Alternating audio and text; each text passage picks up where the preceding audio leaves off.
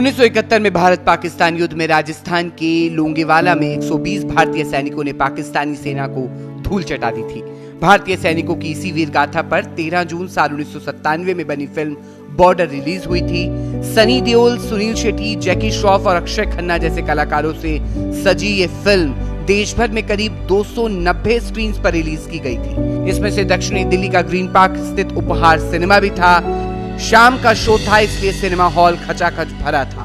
Film लगभग आधी होने को थी, लेकिन करीब 4:45 बजे सिनेमा हॉल के ग्राउंड फ्लोर पर लगे एक ट्रांसफार्मर में आग लग गई। इससे पहले कि कोई कुछ समझ पाता, आग ने पूरे हॉल को अपनी चपेट में ले लिया, जिसमें कई लोग जलकर मर गए और कईयों की मौत दम घुटने से हो गई। हादसे में 59 लोग मारे गए और 100 से ज्यादा लोगों को चोटें आईं। हॉल की पार्किंग में रखी कारें भी जलकर खाक हो गईं। हॉल के ट्रांसफार्मर में इसी दिन सुबह 7 बजे भी आग लग गई थी। करीब आधे घंटे की मशक्कत के बाद आग पर काबू पा लिया गया था। दोपहर तक ट्रांसफार्मर को सुधार कर फिर से बिजली सप्लाई शुरू हो गई थी। हालांकि रिपेयर होने के बाद भी ट्रांसफार्मर में स्पार्किंग और ऑयल लीकेज हो रहा था। हॉल मैनेजमेंट ने इस ओर ध्यान नहीं दिया और इसी लापरवाही से 59 लोगों की जान चली गई।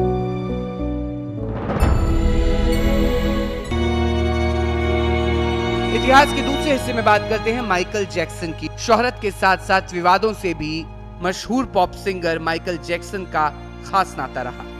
उन पर कई यौन शोषण के आरोप लगे। साल 1993 में माइकल जैक्सन पर 13 साल के बच्चे के साथ यौन शोषण के आरोप लगे थे। आरोपों में कहा गया कि कैलिफोर्निया में माइकल जैक्सन के घर पर बच्चे के साथ माइकल जैक्सन ने गलत व्यवहार किया। करीब 1 साल तक माइकल के खिलाफ केस चलता रहा, लेकिन माइकल इस इल्जाम से बरी हो गए। कहा जाता है कि केस सुलझाने के लिए माइकल ने बच्चे के पिता को $2 करोड़ दिए थे।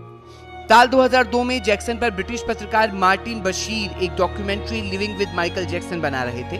डॉक्यूमेंट्री में माइकल जैक्सन के साथ गैविन अरविजो नाम का एक बच्चा भी था। अरविजो को कैंसर था, इसलिए इलाज के लिए माइकल जैक्सन ने अरविजो की आर्थिक मदद की थी। इसी वजह से दोनों एक दूसरे को जानते थे। डॉक्यूमेंट्री रिलीज होते ही विवाद खड़ा हो गया। बाद में अरविजो के परिवार ने माइकल जैक्सन पर यौन उत्पीड़न के आरोप लगाए। माइकल जैक्सन को गिरफ्तार कर लिया गया और 28 फरवरी 2005 को ट्रायल शुरू हुआ और आज के ही दिन माइकल जैक्सन को सभी आरोपों से बरी कर दिया गया था।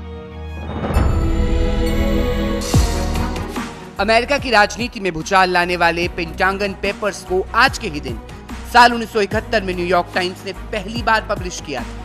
इसके बाद मिलिट्री एनालिस्ट डैनियल एल्सबर्ग ने वियतनाम युद्ध से जुड़ी बेहद खुफिया जानकारी द वॉशिंगटन पोस्ट को दे दी और 18 जून से इस अखबार ने भी पेंटागन पेपर्स से जुड़ी खबरें पब्लिश करना शुरू कर दी।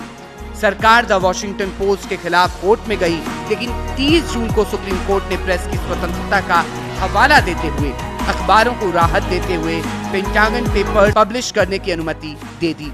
एक तरफ सरकार अखबारों के पीछे पड़ी थी, दूसरी तरफ सरकार ने डैनियल एल्सबर्ग पर देश के खिलाफ साजिश रचने, जासूसी करने और सरकारी कागजों की चोरी करने जैसे कई आरोप लगा दिए।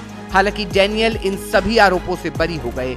उसके बाद अखबारों में सीरीज के रूप में पेंटागन पेपर्स पब्लिश होते रहे। जून साल 2011 में अमेरिकी सरकार ने पेंटागन पेपर्स को आम लोगों के लिए रिलीज कर दिया।